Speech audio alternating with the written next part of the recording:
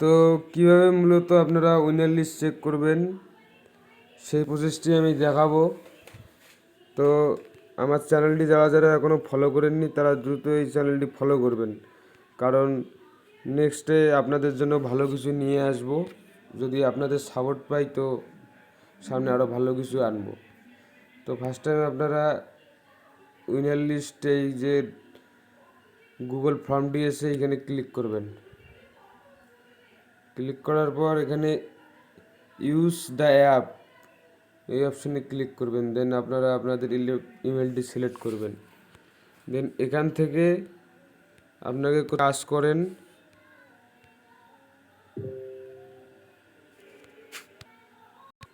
যে অ্যাড্রেসটা দিয়ে মানে সাবমিট করছিলেন সেই অ্যাড্রেসটি কপি করবেন।